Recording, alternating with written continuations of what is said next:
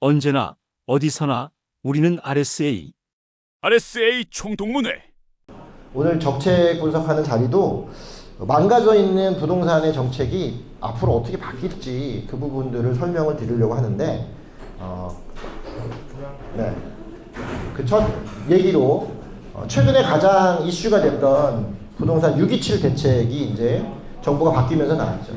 지금 정부의 가장 큰 특징은 앞서 우리 한번 겪었던 것처럼 인수위원회가 없이 들어온 그런 정부입니다. 인수위원회가 없다는 얘기는 정부가 시작할 때 준비기간이 없었다는 얘기고, 준비기간이 없었기 때문에 소위 말하면 진행하면서 어떤 일을 꾸며야 되는 그런 문제들이 있겠죠. 자, 그러다 보니까 좀 어설플 수 있는데, 문제는 그 사이에 올 초에 여러분도 아시겠지만 토어과제가 풀리면서 급격하게 집값이 많이 움직였는데, 사실은 토어과제가 풀리기 전에 작년 12월부터 집값은 바닥치고 올라올 준비를 하고 있었습니다. 여기서 집값이 올라온다는 건 집값이 올랐다 이런 표시가 아니라 과거 금리가 급등하기 전 단계인 그 단계의 회복점을 찾았다라고 볼 수 있는 거죠. 사실은 그 이후 2년 동안 내려갔다가 다시 그 점을 회복했기 때문에 우리가 집값이 올랐다라고 보면 안 되고 집값이 과거 시점의 전고점을 회복했다 이렇게 봐야 되는데, 여기를 뚫고 올라갈 수 있게끔 했던 게 토어과제의 허가를 푸는 거죠. 정치적으로는 사실 오세훈 시장이 대선을 앞두고 준비를 하기 때문에 풀었다라는 얘기가 정설인데, 잘못 풀었던 효과를 받아서 본인은 못 나온 거죠. 그리고 이제 본인은 내년에 서울시장 5선을 지금 들어갈 준비를 해야 되기 때문에 열심히 본인이 원래 하려고 했던 모아주택에 목숨을 걸고 있습니다. 모아주택은 공급 정책이고 서울시 자체의 사업입니다. 하지만 그 이외의 사업들은 국토부 정책이고 그건 나라의 사업이기 때문에 지금은 그게 없던 시절인데, 이제 새 정부가 들어오면서 이 모아타운과 관련 있는 그거와 이제 대척점에 있는 공공주택 복합 사업이 이제 뜨게 돼 있는데, 그 사이에 민간주택이 기존 구축이 오르는 현상들이 나오다 보니까 이 부분에 대한 조치가 필요했던 거죠. 과거 우리 문재인 정부 때를 본다면 핀셋 규제를 통해서 여러 가지 조치가 금방 내려왔을 것 같은데, 이번 정부의 특징은 부동산에 대해서 아무런 말이 없다라는 거죠. 또 하나 내각에 인선을 했는데 부동산이 가장 늦게 인선이 됐어요. 인선이 되면서 인선된 사람도 부동산 전문가가 아닌 정치인이 이제 들어왔다는 거죠. 자, 앞선 문재인 정부 때의 민주당은 의욕적인 정당이었다면 지금의 민주당은 색깔이 완전 다릅니다. 이재명의 민주당은 스카이블루 같은 거죠. 일반 블루가 아니라. 그래서 색깔이 옅어요. 파란색이라고도 하기 그렇고 아니기라고도 하기 그런. 그리고 욕을 많이 먹었지만 이재명 정부의 민주당은 이재명 사람들로 가득 차 있고, 특징은 이재명 정부 사람들의 특징이 바로 행정가 출신들이 많다는 겁니다. 지방자치단체장이라든가 지방자치를 좀 경험했던 분들이 많이 올라왔다라는 거. 그리고 실제 구청장이나 뭐 구의원, 시의원 쪽에서 정책을 조금 폈던 분들이 내부로 많이 진출했다.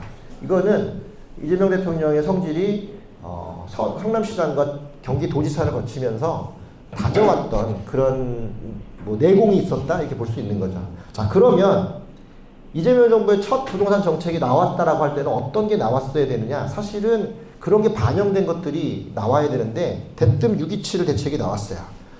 이미 이 627 대책의 효과가 나타나기 시작했는데, 627 대책의 가장 큰 핵심은 그냥 사지 마라, 사지 마라.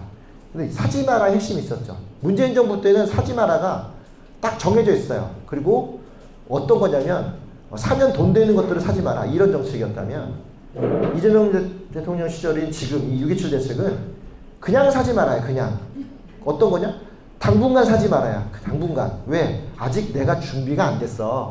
당분간은 집 사지 마. 왜? 아직 내가 준비하고 있거든. 먼저 사면 정책을 못 펴. 이런 내용이 나오는데, 이 내용을 대놓고 얘기하지 않고 밑에다 흘리죠. 어떻게 흘리냐면, 야, 이거 지금 이거 집 사기 시작하고 이러면 정책을 어떻게 피냐? 라고 밑에 있는 공무원들한테 얘기를 흘려요. 그랬더니 그 공무원 중에서 눈 밝고 귀 밝은 이가 바로 627 대책을 내놓습니다. 그리고 뭐라고 얘기하냐면, 이거는 금융위에서 내놓은 정책이에요. 새 정부가 내놓은 게 아니죠. 금융위원회에서 대출로 인해서 너무 문제가 생기니 우리는 대출을 좀 조절하자고 한 건데 덕분에 부동산이 좀 안 팔리네요. 뭐 이런 느낌입니다. 그래서 보시면 주담대 6억 원 이하로 제한합니다. 6억 원은 어디서 나오는 거냐? 중위권 그룹의 아파트를 살 때 LTV 60% 나오는 그런 가격이죠. 그게 9억 원 기준으로 나온다는 거죠. 왜 9억 원 기준이냐? 9억 원은 바로 정책자금 대출을 받을 수 있는 매매가 최상한선입니다. 1, 2년 전에 윤석열 정부 때 생애 최초 주택, 그다음에 신혼부부 특허 이런 것들 나올 때 6억, 9억까지면 6억까지 대출해주겠다 이 얘기하는 거죠. 6억은 어디서 나온 거냐? 그로 인해서 신규 진입자들이 굉장히 많았고 그 많은 그 분들에 대한 정책자금 대출이 가계부채의 많은 부분을 증가시켰다라는 데이터를 가지고 있어요. 새 정부는 과거의 정부를 까진 않지만 과거의 정부 정책에 기반을 해서 규제를 겁니다. 그래서 6억 이하로 끊어놓은 거죠. 그랬더니 이제 주변에서 나온 거죠. 이러면 집을 누가 사? 그 집을 사라고 뭘 하는 게 아니라 그냥 앞선 정부가 내놨던 LTV 밑으로만 하겠다라는 거예요. 결국은 대출 정책에서는 변함이 없습니다. 그런데 박스 쳐놓은 이 5가지가 지금 나온 정책이고 6번부터 11번까지는 기존에 있던 정책인데 어디를 제일 많이 건드렸냐면 6번까지만 건드렸다는 것 중에 특이한 것들이 이 전입이죠. 전입. 6개월 내에 전입. 자, 이게 어마어마한 규제예요. 왜냐하면 6개월 내에 뭔가 전입을 한다면 집을 구하고 계약하고 이사가는 기간인데 총 기간인데 구에서 신으로 넘어가는 기간을 6개월 줬다는 얘기는 1분기가 2분기 내에 상반기 하반기 6개월 내에 거래량이 나왔다는 얘기입니다. 자, 이 얘기는 거래량이 안 나오면 전혀 불가능한 얘기죠. 그래서 사실은 6억 원 이하로 제한하는 건 그렇게 큰 문제는 안 돼요. 가장 큰 문제는 6개월 내에 이사 가야 되는 거죠. 이사를 6개월 내에 갈 수가 없습니다. 거래가 안 나왔기 때문에. 자, 이 얘기는 거래량을 조절하는 부분입니다. 거래량. 자신 있으면 이사 가봐. 근데 왜? 거래는 내가 막은 게 아니야. 알아서 거래를 해서 이사 가. 근데 이사 갈 수 있겠어? 거래가 돼? 이런 문제가 꺼인 거죠. 자, 이거를 누가 아느냐? 이게 거래 실무자들이 아는 얘기들이에요. 지금 대출 줘봐야 6개월 내에 못 팔고 새 걸로 못 건너가요. 그러니 금액의 문제가 아니라 거래량을 조절하면 막을 수 있습니다. 이게 나온 거죠. 왜 그렇겠습니까? 요거 나온 시기가 계엄 이후 시기이기 때문에 그로 인해서 거래가 거의 없어요. 그러니 계엄이 끝나지 않은 상황, 끝나고 한 달밖에 안 되는 상황에서 거래를 6개월 안에 할 수 있겠다? 이거 쉽지가 않은 거죠. 게다가 투어과제가 풀려고 급등하는 단계에서 묶였다 풀렸다고 하기 때문에 시장 질서가 좀 어지러운 상황에서는 가장 중요한 건 움직임을 막는 방법은 대출이 아니라 거래량을 막는 방법입니다. 그래서 두 번째 게 가장 크게 터졌다. 이 부분 때문에 돈 있으면 이사 가 얘기했는데 이사 갈라 했더니 거래가 하나도 없어요. 그렇더니 무슨 집을 사야 될지, 이 집을 팔면 팔릴지 이거에 대한 걱정이 크니까 못 넘어간다는 얘기인 거죠. 자, 그리고 2주택 이상은 금지. 이거는 뭐 다주택이니까 기존에 있었던 건데 6개월 내 처분 조건부 대출이니까 대출받아 이사를 내도 처분이 안 되죠. 역시 거래량의 문제가 터졌죠. 그리고 밑에 있는 2주택 이상에서 생활안정자금 대출 금지. 자, 생활안정자금은 기본적으로 어려우니까 내 집 갖고 내가 뺏어 쓰겠다 이런 건데 이거 2억에서 1억으로 줄이면 어떤 일이 생기면 대환이 안 됩니다. 대환이. 왜? 앞서서 이미 1억을 땡겼기 때문에 1억을 줄이면 잔고가 없어요. 결국은 해주고 싶어도 못 해준다는 얘기죠. 왜 이거를 이렇게까지 걸어놨을까? 지난주부터 풀렸던 소비 쿠폰 때문에 그런 일이 벌어지는 겁니다. 이 정부에서 소비 쿠폰을 풀어서 소비를 진작시켜야 되는데 생활안정자금이 먼저 풀리면 그걸로 써버리기 때문에 세금을 푸는 방식에서 정책적 효과가 안 나옵니다. 자, 이건 어떤 방식이냐면 이것들은 행정가들이 하는 방식인 거예요. 결국은 내가 어떤 정책을 만들어 집행을 했는데 효과가 안 나오면 공무원들은 신상필벌을 받기 때문에 의미가 없죠. 그래서 효과가 정확히 나오는 정책을 피려면 내가 정책을 필 때 다른 아무것도 정책을 하지 말았어야 되는 거죠. 그래서 추경을 풀어야 되는데 추경의 효과를 받아야 이 정부가 살아나는데 그러려면 기본적으로 생활안정자금을 막아야 되는 거고요. 자, 또 하나 추경을 풀었어요. 그럼 추경을 다 써야 되는데 우리가 코로나 때 아시겠지만 첫 번째 추경은 똑같이 한정되어 있는 자금이 나왔습니다. 언제까지 써라. 안 쓰면 회수한다. 다 썼잖아요. 그때는 경제성장률에 반영이 됐습니다. 근데 두 번째 쓸 때는 현금으로 줬죠. 그 현금들은 전부 다 주식시장으로 갔습니다. 그때 주식이 한참 오를 때여서 만약에 그 현금을 5월달에 풀었으면 5, 6월달에 풀었으면 더 많이 벌었을 텐데 첫 번째 풀고 거의 9월 넘어서 10월 달 가서 두 번째 현금을 푸니 이미 주가가 오른 상태에 풀어서 그닥 크게 반영은 안 됐으나 어쨌든 그 돈 갖고 주식 투자하신 분이 많아서 개미도 돈을 벌었다 한 게 12월까지였어요. 자, 그거를 알기 때문에 현금으로 절대 풀지 않습니다. 그리고 카드나 이걸 풀고 또 하나 거기다 플러스 알파를 붙여요. 왜? 깡을 하는 놈들이 있어 항상. 이 지역 화폐 깡이라든가 이런 깡이 있어요. 그거를 하기 위해서 사법경찰들을 같이 붙였죠. 이번 거에는 깡을 하는 걸 동시에 규제를 합니다. 그래서 무조건 다 써야 되는 거죠. 자, 이런 게 나오는 건 행정가의 발상입니다. 정치가의 발상이 아니라. 자, 그리고 주담대 만기 30년을 제한하는 거, 요게 좀 커요. 왜냐하면 사실 집값이 좀 높아졌고 비용이 높아진 상태인데 주담대 기간을 늘려서 이자 비용을 줄이면 소득에도 도움이 되는 게 맞거든요. 지출이 줄기 때문에.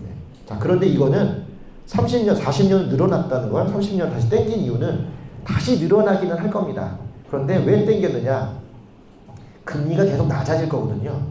기준금리가 2%까지 낮아질 위험이고 소비가 지금 아무리 붙더라도 경제성장률이 좀 안 나오고 관세 협상이 나왔기 때문에 하반기에는 성장률이 잘 안 나올 것 같아요. 그럼 어쩔 수 없이 한국은행에서 기준금리를 낮춰야 되는데 그 낮추는 기준금리에 최장 만기를 40년으로 늘리면 이자에 더 줄죠. 더 줄고 돈은 더 빌릴 여유가 생기죠. 결국은 부동산으로 간다. 이 보관이 깔려있기 때문에 당분간 줄인 겁니다. 자, 그 얘기는 뭐냐면 집값이 오른다는 얘기인 거예요. 집값은 오를 수밖에 없다는 걸 전제한 정책입니다. 그래서 오를 수밖에 없는 집값을 인위적으로 내리는 게 아니라 멈출 수 있는 방법은 거래를 못하게 막고 그리고 비용을 더 낮추지 않게 만들면 스스로 생각한다는 거예요. 아, 지금은 때가 아닌가. 자, 이 정책이 나왔기 때문에 그래서 이렇게 칭찬을 했던 겁니다. 거기서 세종시 공무원으로 제일 유명한 세종시에 가서 타운홀 미팅을 할 때 한참 얘기하다가 일어나서 이분이 바로 이거 만드신 분이에요 이러는데 잘 보시면 대통령실이 만들었다는 얘기도 안 했고 정부 정책도 아니에요. 그냥 뭐냐면 금융위에 있는 사무처장이 만든 대출 규제가 지금의 부동산 시장을 이렇게 낮춰놨다라고 칭찬을 해줬어요. 공무원이 득실거리는 세종시에 가서. 거기서 이 얘기를 듣던 이 분이 일어나서 뉴스에 막 타고 난 다음에 공무원사에서 어떤 얘기가 나왔냐면 일중할 수 있겠다. 이 얘기가 나왔어요. 이거는 공무원을 정확하게 다루는 방식을 아는 사람의 워딩입니다. 자, 그래서 이 권상우 청장이 이 얘기를 하고 좀 지난 다음에 금융위 부위원장으로 승진해요. 여기 보시면 지금 위원장이에요. 위원장은 기존에 있던 분 그냥 쓰는 거고 부위원장으로 승진하는데 기존에 있는 금융위원장도 앞선 정부에서 됐던 분인데 그분이 계속 유임이 된 상태입니다. 이유는 뭐냐면 정치가 바뀌었다고 해서 공무원이 바뀔 필요는 없다. 공무원은 실무를 하는 사람인데 정치만 안 한다면 하던 일 계속 해라. 위에서 지시가 내려온 대로 하면 된다. 소위 말하면 공무원의 철밥통 보장해준다. 쓸데없는 짓만 안 하면 시키는 일 잘하면 이런 게 나오는 거죠. 그래서 이 부분이 부동산 대출 제한 조치를 만드는 분이다 라고 하면서 이분이 올라갔죠. 자, 제가 여기서 말씀드리는 건 이재명 정부의 부동산 정책은 어떨까요? 가장 큰 핵심은 정책을 잘 내놓지 않습니다. 기존에 있는 정책을 활용하기도 하고 새로운 정책이라고 한다면 위에서 내려오는 방식이 아니라 밑에서 쓰던 방식 중에 제일 좋은 걸 골라 쓴다. 그리고 누구한테 물어보냐면 만든 공무원한테 책임지고 해. 성공하면 장관 갈 수 있어. 이 얘기 해준다는 거죠. 이거는 일하는 사람 입장에서는 기가 막힌 일이에요. 그러면 이제 왜? 여태까지 뭔가를 올리면 위에서 커팅을 당했는데 니네들이 올린 거 반응 괜찮으면 쓸 거야. 대신 뭐예요? 반응이 안 괜찮으면 걷어들이는 거죠. 이거는 신상필벌이 가장 확실한 거예요. 자, 그래서 뭐가 나오냐면 사진 속에 있는 분은 문재인 정부 때 국토부 1차관을 했던 김용범 차관인데 이분이 이재명 정부에 오면서 국정기획원에 해서 특해서 그 대통령실 쪽에 정무기획수석으로 들어가죠. 정무수석은 정책을 만드는 정책실장이죠. 정책실장으로 들어가는 건데 이분이 공무원사에서는 그 당시 국토부 장관의 후보에 올랐는데 이분이 안 되고 다른 분이 올라가서 이분은 이제 야인이 돼갖고 다른 일을 하고 계셨어요. 이분이 글을 굉장히 잘 씁니다. 공무원사에서는 약간 그 성인 군자 같은 느낌이 있어요. 군자의 도에 의해서 막 이런 쓰시는 분이에요. 약간 인문학적이면서 약간 이상적인 분인데 인망이 되게 좋으신 분인데 이번에 정책으로 들어갔고 여기서 정책이 나왔고 이번에 대출 규제 정책은 이분이 최정점에 있습니다.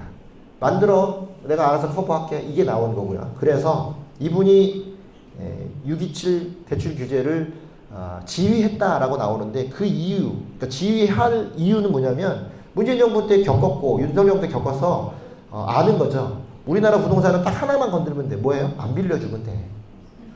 안 빌려주면 돼요. 왜? 우리나라의 부동산은 개발도상국 부동산과 비슷해서 차입 투자가 기본이기 때문에 차입을 주지 않으면 돼요.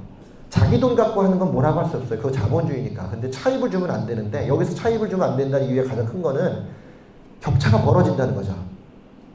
큰 집과 작은 집의 격차가 벌어지니까 소득 수준, 양극화가 많이 날 때는 양극화에다 차입 투자를 넣어버리면 밑에 있는 단계가 레버리지를 통해서 위로 올라가 버리는 효과가 생겨서 그러면 거품이 발생하죠. 그걸 정확히 알기 때문에 밑을 위로 올라가지 못하게 해요. 그럼 우리가 이렇게 얘기할 수 있죠. 아니 그럼 없는 사람들 집 사지 말라는 얘기야? 없는 사람은 집 사지 마세요. 없는 사람은 나라에서 집을 줄 거야. 그래야 공공정책이 통하기 때문에. 그래서 공공정책을 쓰려면 밑에 있는 분들은 집을 사지 말고 그 돈을 어디다 해야 돼요? 자기 인생에 써야 됩니다. 소비를 하시고 자기 인생을 즐겨야 돼요. 왜? 집에다 너무 많은 돈을 묶어놓고 인생을 등한시하신 분들이 파산해서 죽는 게 너무 많으니 그 돈을 그냥 여러분 인생에 쓰시고 집은 나라에서 적절한 가격에 길게 공급해 줄게요. 그럼 위에 있는 분들은 그분들이고 왜? 뱁새가 황새 쫓아가다가 가랭이 찢어지느니 황새는 황새끼리 가둬놓고 뱁새들끼리 좋은 세상 만들면 돼요 라는 철학이 깔려 있고요. 이 철학은 국토 보유세에 깔려 있는 정책입니다. 그래서 이재명 정부의 가장 근저에 깔려 있는 거는 토지에다가 세금을 매기는 거에 가 있습니다. 그래서 토지에다 세금을 매기면 어떤 거냐? 우리 경매를 해보신 분들은 알죠? 경매를 해보신 분들은 토지와 건물이 감정가가 달라요. 근데 점점 시간이 지날수록 우리나라는 뭐가 더 세져요? 토지가 세져요. 왜? 다 건물이 3, 40년이 넘어갔기 때문에 재건축해야 되고 재개발해야 되고 막 하잖아요. 그러니 토지는 재평가가 되는데 건물은 재건축이 되는 거죠. 재개발이 되는 거고 그러다 보니까 토지의 가치가 변화할 때 거기다 세금을 매기면 돼요. 자, 이 세금을 매기려면 뭘 바꿔야 됩니까? 세율을 바꾸면 돼요? 전혀 안 돼. 세율은 상관없어요. 뭘 바꾸면 돼요? 세제를 바꾸는 거죠. 그래서 지금 세제를 바꾸는 거예요. 세법 개혁안이 나온 게 아니라 세제 개편안이 나오는 거죠. 자, 이 방식을 여러분이 본다면 근본적으로 뜯어고치고 있다라고 보셔야 돼서 그래서 그렇게 반대했던 분들 중에서는 뭘 무서워하냐? 아, 이재명이 무섭다. 이유는 뭐다? 쟤는 실용적이고 행정가기 때문에 정책을 그냥 해버려. 유도리가 없어. 그냥 해버려. 그리고 자기하고는 상관없어. 왜? 행정가가 월급 받는 사람인데 뭘 하겠어요? 그분은 머릿속에 자기는 대통령 월급 받는 사람이고 최고 높이 행정가라서 내가 행정을 피면 밑에서 일을 하면 돼. 그 대표적인 게 바로 신천지 사건이고 계곡에 있는 불법 건축물을 철거한 사건이거든요. 그냥 해. 왜? 이득은 누구한테 가니까? 시민들한테 가니까. 나하고는 상관없어. 난 월급 받는 사람이야. 이런 관념이 깔려 있어서 그렇지 않은 분들한테는 굉장히 무서운 사람이에요. 그래서 그게 나타나기 시작하죠. 그 철학을 이어받은 분이 바로 이 김용문 차관이고 김용문 차관은 그런 정책을 적확하게 피는 분이고 특히나 이분이 재정에 밝습니다. 재정에. 돈에 밝아요. 이재명 대통령도 돈에 밝죠. 그래서 성남시 빚을 다 갚을 때도 옆에다가 회계 전문가를 꽂아놓고 같이 했다고 하고 지금 이번에 대통령실 수석에 들어갈 때 재정기획수석이 신설됐어요. 그거는 회계장부를 직접 나라의 회계장부를 직접 보겠다는 취지고 거기서 예산의 흐름을 짚겠다라는 표시라서 그래서 뭐가 필요 없는 거예요? 기획재정부가 필요가 없어졌죠. 왜? 예산을 대통령실에서 분야로 나눠서 쓰면 되기 때문에 일부는 국무총리실이 보면 되고 부동산은 국토부에서 보면 되고 나머지는 금융에서 보면 되니까 기획재정부가 모든 것을 관할하는 통합 시스템 필요가 없기 때문에 기재부를 해체하겠다 하고 지금 해체하는 과정 중에 해체의 대상이 된 사람들이 알아서 스스로 지금 자발적으로 정책에 참여하고 있어요. 그게 지금 효과가 나타나는 거죠.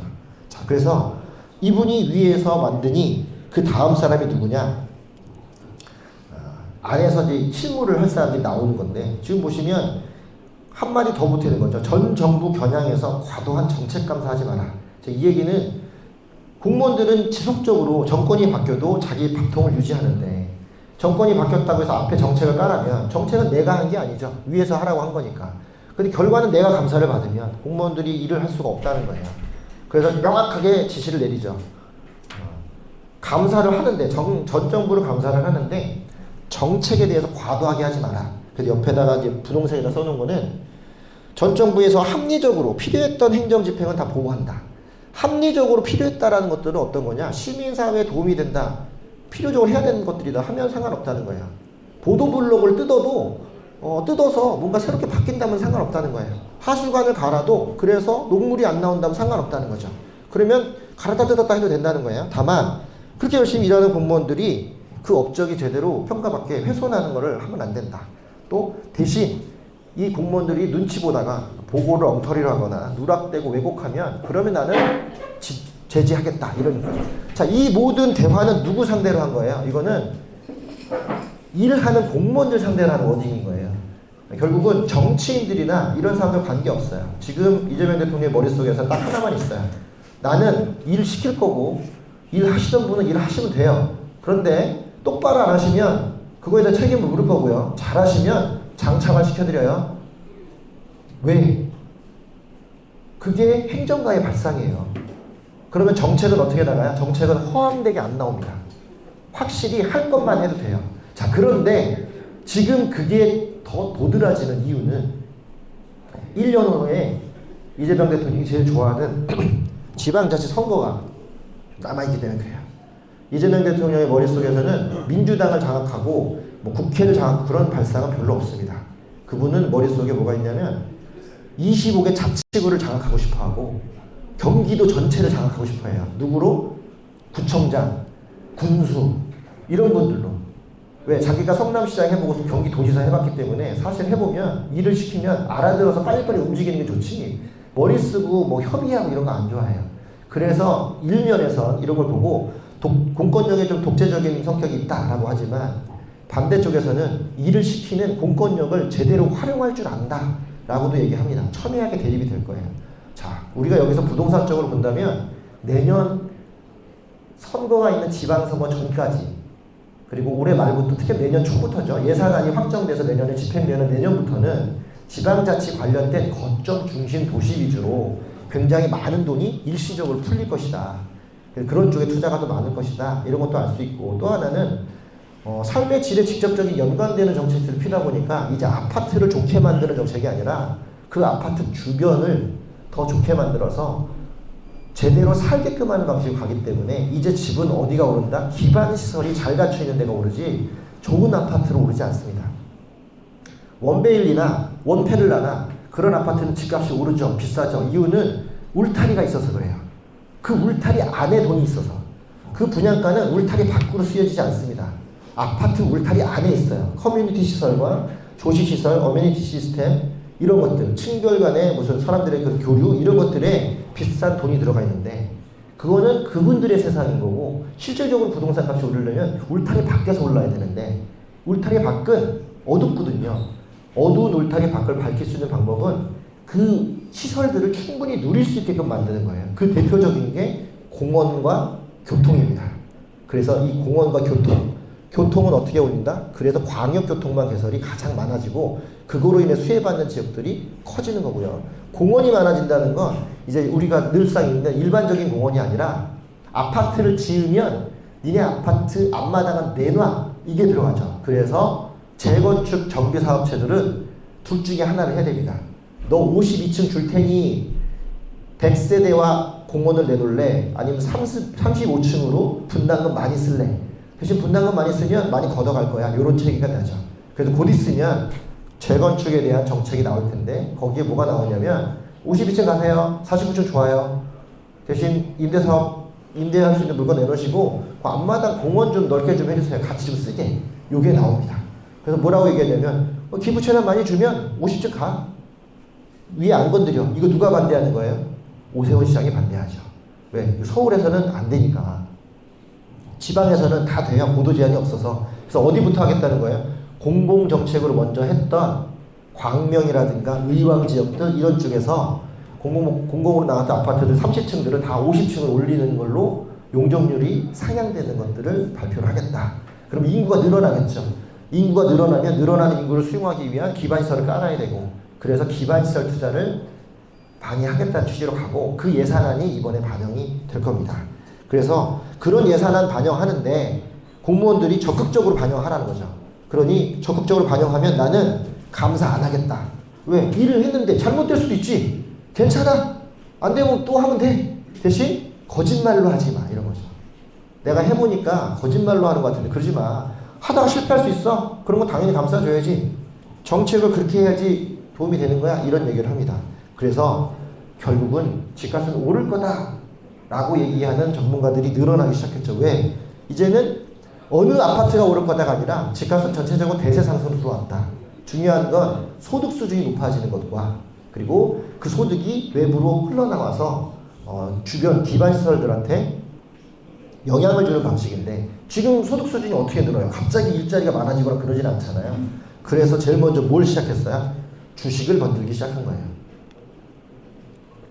어느 나라 대통령이 자기가 들어오면서 5천 시대를 열겠다는 말도 안 되는 그런 얘기를 하는 이유는 5천 시대를 여는 게 아니라 5천 시대를 열 수 있을 정도로 우리는 앞으로 금융자산, 금융정책을 좀 더 하고 금융소득을 늘릴 수 있는 방안을 하겠다라고 하면, 지금 전 세계에서 아시아에서 홍콩 무너지고 일본 힘들고 이럴 때에 외국 자본이 쉽게 자기네 집처럼 드나들 수 있는 곳이 우리나라 주식시장밖에 없는데, 돌아오란 얘기죠. 이제 우리 괜찮으니까 돌아와. 그리고 앞으로 우리는 금융소득 위주로 바꿀 거야.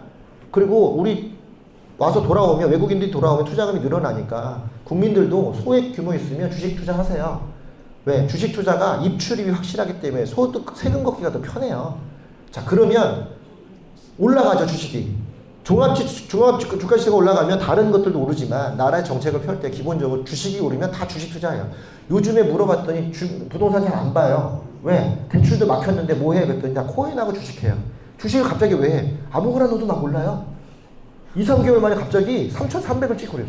자, 3,600까지 갈 거예요. 올 말까지. 한 번씩 텀은 있지만. 3,600까지 주가지수가 올라가면 소득이 얼마나 늘어나요? 300만 원 버는 사람들도 100만 원 정도는 쉽게 늘어나요. 그럼 늘어난 소득 어떻게 하겠어요? 써야죠. 100만 원 갖고 부동산 살 수 있어요? 못 사잖아. 그래서 써야 된단 말이죠. 소득을 늘리는 방식을 잡고 있는 거야. 그러면서 금융소득을 하나의 축으로 갖고 오는 거죠. 왜 그러겠습니까? 아까 김용봉 차관이나 이런 사람들이 다 어디 쪽의 출신이다? 금융 쪽을 갖고 있고요. 앞으로 우리나라의 모든 정책의 기준은 부동산도 금융으로 갈 겁니다. 그래서 PF 건들고 모든 이런 것들을 하는 것들은 금융에서 문제가 생기기 때문에 금융만 잘 붙잡고 있으면 부동산도 컨트롤이 가능하다라고 하고 있는 게 이 정부의 부동산을 건드리면, 핀셋 규제를 지역을 찍지 않아요. 그냥 대출이나 은행을 찍겠다 이런 식이고, 여러분들을 건드리는 게 아니라 그냥 하나은행 찍겠다, 신한은행 찍겠다, 새마을금고 찍겠다, 새마을금고 감사 한번 뜨자 이렇게 되면 대출 하나도 안 나갑니다. 그러면 뭘로 할 거예요? 그렇죠? 여러분 집 사지 말라고 안 했어요. 뭐만 건드리면 돼요? 집 사면 대출 농협이야. 농협 감사 한번 하자. 끝나요. 감사하는 기간 동안 대출 자서가 안 되는 거 아시죠? 그 매년 12월에 자서 안 되잖아요. 매 연초에 나갈 때 월별 쿼터대 주죠. 지금 한 달에 200명만 가능합니다. 200명은 접수해야 돼요. 접수 대기 늘어나면 영업 안 해도 되죠. 그러면 영업 안 해도 되면 정상적인 소득이 은행은 들어오기 때문에 굳이 이 딜러들한테 돈 주면서까지 영업 안 해도 돼요. 근데 지방은 해야 되겠죠. 지방은 풀어줍니다. 지방에서는 대출 나올 수 있어요. 그래서 지방에서 대출 받아서 지방을 하면 되는데, 지방이 올라요? 안 오르지. 지방이 안 오르니까 우리가 수도권만 하는 거잖아요. 그런데 지방을 오르게 해주겠다는 취지인 거죠. 그래서 뭐예요? 내가 먼저 세종시로 가겠다. 그렇게 얘기를 하는 거고, 해수부도 내려가라 얘기하는 거고, 하나씩 다 내려보냅니다. 내려보내면서 내려보내는 그 지역을 중심으로 PF를 풀어줍니다. 그래서 대구가 지금 이제 풀릴 가능성이 높아졌죠. 부산도 지금 이번에 해수부 이전 때문에 PF가 풀리면서 부산에 있는 재개발 재건축이 다시 한번 움직이기 시작해서 부산에 있는 RSA 분들이 조금씩 이제 재밌어졌다라고 얘기들을 합니다. 자, 이 이재명 정부의 그 실무 라인에 그래서 들어와 있는 핵심이 바로 이상경 교수죠. 가천대 부동산 교수였던 분인데, 이분이 이상경표 주택정책 나가요. 이분이 뭐 했던 분이냐면 경기도시공사에 자문을 했던 분인데, 경기도시공사가 공공주택을 어떻게 만들었냐? 지분형 적립주택이라고 해요. 지분 적립형 주택. 이게 되게 신기한 건데, 여러분들이 집을 살 때 10%만 내고 사요. 계약금 내고. 그리고 나머지 10%를 천천히 사시면 되면 그때부터 지분을 줍니다. 그럼 나머지 90% 누가 갖고 있냐? 어떤 시스템에 의해서 나라가 갖고 있던 경기도시공사가 갖고 있던 주택보증공사가 갖고 있으면서 그 천천히 주식을 이제 그러니까 매도를 하는 거죠. 나는 처음에 2억짜리, 아니 10억짜리 집을 살 때 1억만 주고 사서 살면서 매년 내가 살고 싶으면 10%씩 더 사는 거죠.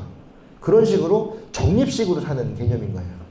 자, 이거를 경기도와 의왕시하고 지금 광명시 쪽에서 지금 하고 있는데 이것을 가지고 국무총리실에서 도입을 하겠다라고 얘기를 하고 그게 경기도시공사 브랜드입니다. 경기도지사 할 때 했던 거고 지금 김동연 지사가 또 하고 있는 거고 그거를 지금 갖고 오려고 합니다. 여기 보시면 이상경표 주택정책은 미분양 비중 축소, 민간 분양 비중 축소, 장기 거주형 공공주택 확대 이게 지분적립형이고요. 여기 지분적립형 나오네요. 지분적립형 분양입니다. 분양제 도입, 임대차 시장 안정 등이 있다. 자, 밑에 보시면 이재명 정부 초기 국토교통정책은 국토균형 발전에 방점을 찍힌다라고 하는 거는 어차피 내려가기 때문에 지역과 지역을 연결하는 국토하는 게 광역 전철망하고 전철망이 쓰는 곳 위주로 거점 개발을 하는데 그런 지역에 나라에서 만드는 거는 지분적립형 주택이라든가 임대주택 위주로 하고 민간주택 공급은 알아서 해라. 대신 비중을 줄인다. 비중을 줄이니까 민간들은 우리 돈 벌어 먹어야 되는데 왜 줄입니까? 근데 뭐라고 얘기하냐면 비중은 줄였는데 주거는 늘렸어. 이게 얘기하죠. 그게 뭐예요? 주상복합 지을 때 상가 많이 안 줘도 돼. 그냥 다 주거로 지어도 돼. 그럼 잘 팔리니까. 시행사의 부담을 줄이기 위해서 서울시도 마찬가지고 전체적으로 상가 부담률을 10% 낮췄습니다. 그럼 이제 상가 잘 안 나와요. 상가가 잘 안 나오니까 여기서 말하는 상가는 신도시나 주상복합 상가들인데 상가 잘 안 나옵니다. 안 나오면 뭐가 또 각광을 받을까? 그래서 지금 경매로 나온 상가들이 시즌이 왔죠. 경매 상가들은 50% 미만으로 받는 거고 30%대 받으면 대출이 나오는데 비주택이니까 지금 6억까지 막아도 상가는 대출이 나옵니다. 근데 이 상가 대출은 특징이 하나 있죠. 처음에 낙찰받을 때 나오는 대출 말고 1년 지나서 회계연도가 되면 사업자가 갱신되기 때문에 그때는 감정가로 나오니까 사놓고 1년만 버티면 돈이 다 회수되고 임대차만 잘 꽂으면 사업자 괜찮아져요. 그런데 상가가 줄어들어요. 공식적으로. 그러면 이 상가가 희소가치가 이제 높아지는 시점이 오는데 중요한 건 상가뿐만 아니라 하나 더 나가서 지산에 대해서도 시즌이 온다는 거죠. 지금 이재명 정부에서 추진하는 공공주택의 대부분의 그 초점은 새롭게 지어졌는데 미분양 나이들 3단을 기준으로 하고 있습니다. 일자리가 같이 있으면서 산업단지에 있는 지산을 용도 변경을 통해서 집으로 공급할 수 있는 방법을 찾고 있습니다. 그게 이제 곧 나올 텐데 그래서 공급이 꽤 많이 나올 거야 라고 얘기를 하는데 도대체 어디서 나옵니까? 깔아놨던 지산을 용도 변경하는 방식으로 제공할 수 있는데 그 용도 변경을 하면 여태는 왜 못했어요? 여태는 3인 가구이니까 못했죠. 3인 가구니까. 근데 지산은 기본적으로 뭘 깔고 있어요? 기숙사를 깔고 있기 때문에 1인 가구가 가능한 그런 물건이고 거기를 생숙을 이번에 르웨스트에서 오피스텔로 바꿨던 것처럼 지산에 대한 대대적인 정책이 들어갑니다. 그 이유는 그게 기업을 살리는 길이기 때문에 그렇죠. 그리고 법인세를 대신 높이죠. 법인세를 높여서 걷기 때문에 법인세 높이고 돈 내면 지산 바꿔줄게. 원하는 시설로. 그리고 거기다 뭘 넣습니까? 이제 드디어 제가 너무 빨리 얘기했던 그래서 지금까지 묻혀있던 농업이 들어옵니다. 지산에 농사를 지을 수 있게끔 됩니다. 그러면 지산에서 농업법인이 나올 수 있고요. 그 농업법인을 정부는 활성화합니다. 그 농업법인으로 활성화할 수 있는 물건들은 어떻게 배송합니까? 수직 이착륙을 하죠. UAM. 그래서 이 이상경 차관이 하는 게 UAM입니다. 밑에 보시면 강 차관은 여기 강의엽 차관도 있는데 취임 직후에 이동격차 해소를 위해서 미래 교통체계 전환하는데 철도망 연계 강화, 자율주행, 드론, 물류, 도심에서 도심 항공 교통이 나오죠. 자, 그래서 이재명 대통령 나오고 나온 터진 다음에 제일 먼저 움직였던 게 방화동입니다. 방화동. 그리고 공항 옆에 있는 겁니다. 자, 공항 비행기 보면 죽잖아요. 막 청주공항 막 날아가잖아요. 막 소리 시끄럽고 엄청나요. 하지만 이제 계속 터지지 않고 그 앞에만 터진다는 거예요. 수직이 착륙으로 하는 거. 그래서 지금 항공박물관이 있는 그 공항도 맞은편 쪽도 시작해서 롯데몰 건너편 쪽에 UAM 시스템이 들어가면서 방화동에 고도 제한이 풀리는데 방화동의 고도 제한 풀리는 것과 전체적인 서울시 고도 제한 풀리는 건 다른 문제입니다. 방화동 워낙에 규제가 심해서 푸는 거고요. 전체적으로 서울은 고도 제한을 만드는데 특별 계획 구역만 풀립니다. 그 특별 계획 중에 하나가 바로 서울시가 이번에 풀려고 하는 성수 전략정비구역이고 그 지역에 50층이 나오기 때문에 지금 성수동에 날아가는 거죠.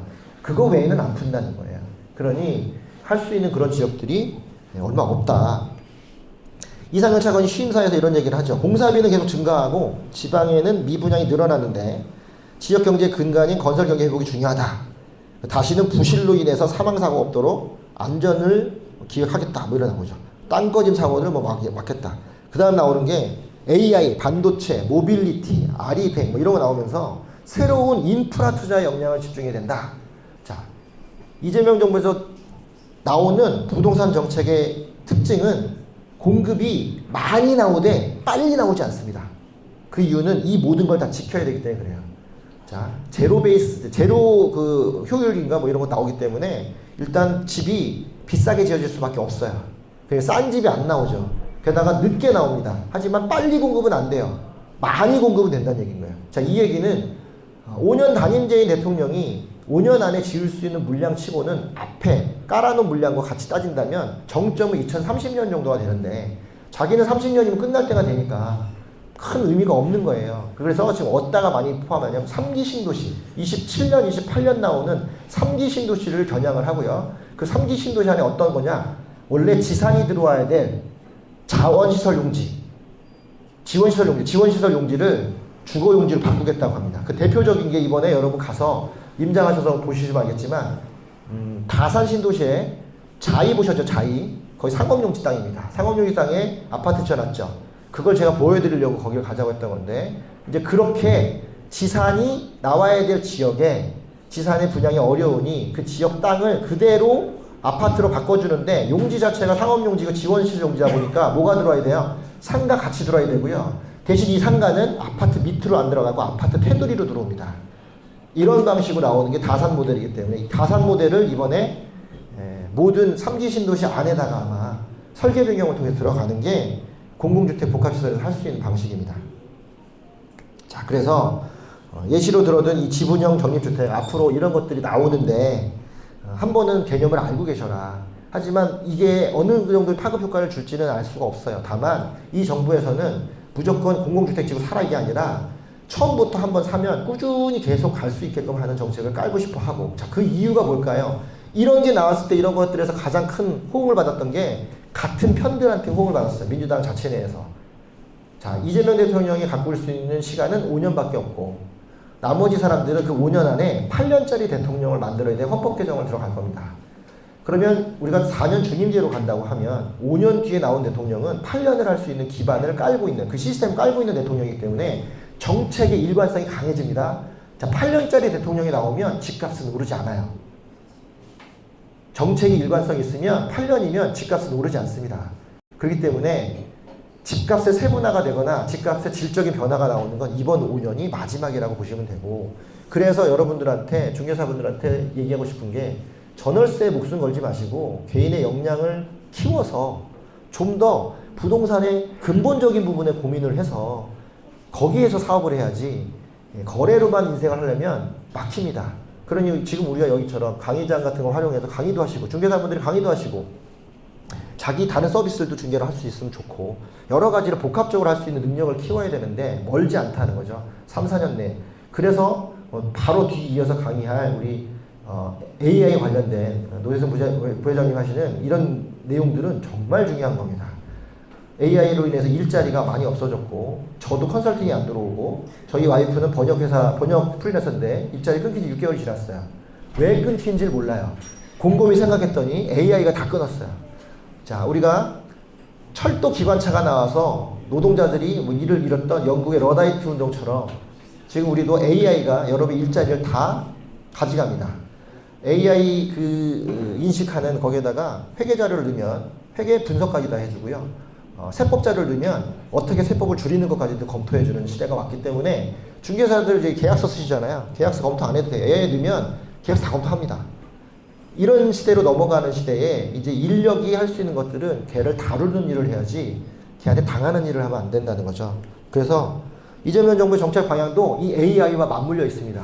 이 정부는 5년 안에 AI를 핵심으로 양성하고 이 AI가 모든 것에 들어갈 수 있게끔 만들고 그 효율성으로 소득을 늘리려고 하기 때문에 여러분들도 그 효율성을 이용해서 늘리는 방식을 가야지 이걸 다루지 못하고 이런 시절에 자꾸 당하시면 더 이상 중개사로서 방법이 없다. 그래서 주식시장 활성화돼서 금융소득 체계로 넘어갑니다. 이제 금융소득 없이 안 되기 때문에 여러분이 만나 상담할 사람들은 집 살 사람들이 아니라 주식하시는 분 상담해서 거기서 번 돈을 월세로 전환시킬 수 있는 방법을 찾는 연계성을 가져가야 되고요. 세율 개편이 아니라 세제 개편이기 때문에 나라에서 계속 돈을 쓸 겁니다. 국채를 발행해서 돈을 쓰고 세금을 걷고 재정 집행을 하는. 자, 나라에서 돈을 쓴다는 얘기는 특정 부분 어떤 그 사업에다가는 예산안을 충분히 넣기 때문에 예산이 반영된 지역과 사업을 기준으로 투자를 하셔야 된다는 거고요. 공공공급이 활성화됐다. 이 얘기는 공공공급이 공급의 중심이 된다고 하면 거기에 사시는 분들은 만족감을 얻어야 되기 때문에 그 만족감은 공공공급이 되는 그 물건 주변 지역의 기반시설이 더 좋아진다는 얘기고 앞으로 나올 수 있는 창동 지역이라든가 뭐 쌍문동 지역의 공공복합주택의 가장 핵심은 주거가 아니라 주거를 둘러싸고 있는 상가 구성입니다. 그 상가에는 프랜차이즈 거의 다 들어가고요. 절반 이상은 소상공인들이 다 들어갑니다. 그걸 나라에서 지원을 해줄 거예요. 그래서 임대료 지원이 들어가기 때문에. 그걸 어디서 지원합니까? 구청에서 지원해 줍니다. 구청에서 그걸 유치를 하게 되면 그걸 지원해 주면서 구에다가 보조금을 지급해 준 방식으로 가고 그 보조금은 어디서 나옵니까? 곧 있으면 오를 보유세에서 가져갑니다. 그래서 이 정부는 취득세를 낮출 거고요. 양도세 낮출 건데 보유세를 많이 높일 겁니다. 그 정책으로 지금 세제 개편안이 들어가 있고 조세재정연구원에서 1차 논문이 끝났습니다. 자, 광역교통망을 증설하는데 이거는 거점과 거점을 연결하는 방식이고 주로 어디서 해당되냐면 서울 아니고 지방에서 해당되는 겁니다. 그래서 광역시에 광역교통망이 연결된다는 중심들을 좀 보시면 되고 그래서 이번에 새만금 청장으로 김의겸 국회의원 전 국회의원이 갔다는 걸 보시면 아 새만금 쪽을 이제 본격적으로 늘리겠구나. 늘리면서 뭐 한다는 얘기인 거야? 올림픽을 전북으로 유치하겠다. 이런 취지를 갖고 가는 거죠. 용적률 중심으로 민간 공급한다? 민간 공급한테는 알려주는 거예요. 니네들이 원하는 건 비싸게 팔아먹는 거잖아. 비싸게 팔아먹으려면 높이 지어야지. 많이 짓고 옆으로는 못 늘려요. 건폐율 싸움이 아니라 용적률 싸움인데 용적률 주겠다는 거죠. 대신 뭐예요? 먹은 만큼 뱉어내라. 뱉어내는 방식은 주변과 호흡하는 방식이고 그게 롯본기 방식입니다. 롯본기를 높이 올릴 수 있는 건 옆에 주변 아파트, 주변 상업시설들 이런 것들을 높이 안 올리는 대신에 올린 거죠. 이게 뭐예요? 여러분들 그렇게 배우고 시험에 많이 나왔던 TDR, 개발권 양도 제도가 나옵니다. 개발권 이양 제도죠. 그래서 내가 30층 올릴 수 있는 거 20층만 올리고 10층을 너한테 줄 테니 네가 대신 40층 올리고 그 수익을 우리한테 줘서 우리 집에 있는 에어컨 바꿔줘. 요것을 거점으로 이게 스마트 시티가 되는 그런 개념으로 가는 방식입니다. 컴팩트 시티죠. 자, 그런 방식으로 도입되기 때문에 지금에 나오는 재건축들은 그 방식이 도입이 될 겁니다. 자, 수도권의 전국화 이게 이번에 교육부 장관이 하려고 했던 서울대학교 10개 만들기 그게 안에 들어가 있는 건데 왜? 한국은행에서도 계속 얘기했죠. 우리나라의 부동산을 잡으려면 교육기관을 전국으로 분산시키면 된다. 정확한 지적인 겁니다.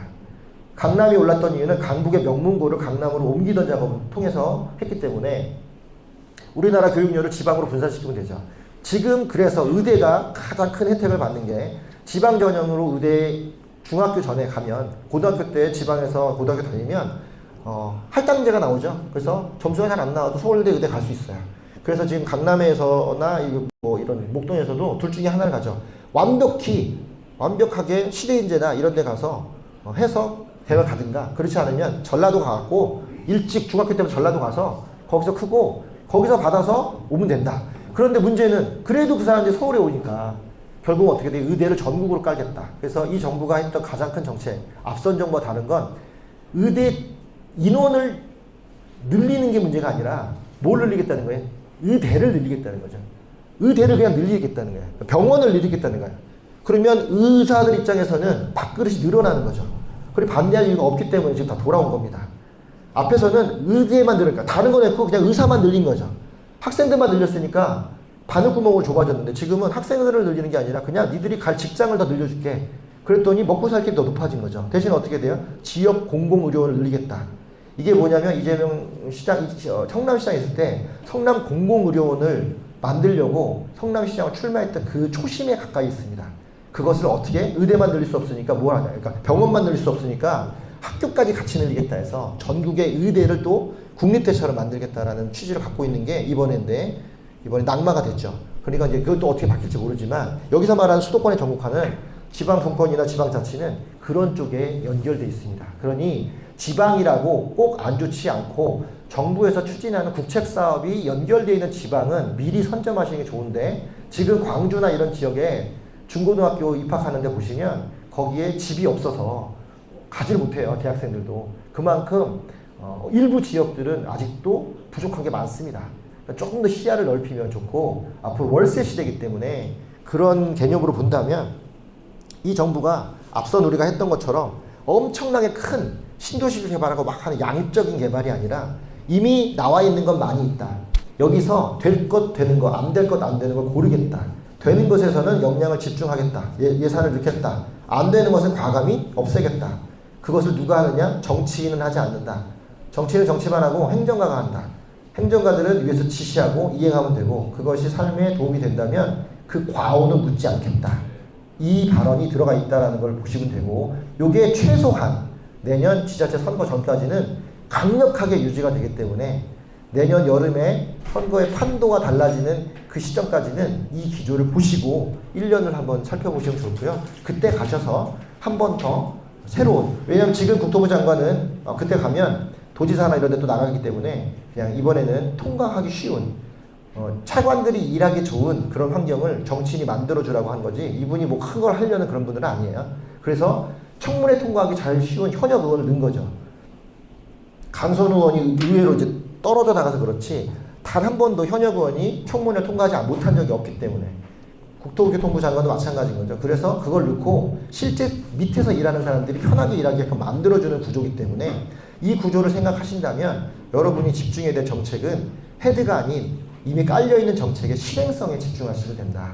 그래서 앞서서 나왔던 정책들을 쓸 것과 쓰지 못할 것들을 구분하고 그리고 실제적으로는 현장에서 예산이 투입되는 것들 그런 위주로 점검을 하시면 좋고 큰 흐름에선 행정가가 하는 정책 실천력에 대해서 고민을 하시면 이재명 정부의 정책 방향성을 좀 더 알 수 있지 않을까 그렇게 생각을 해봅니다.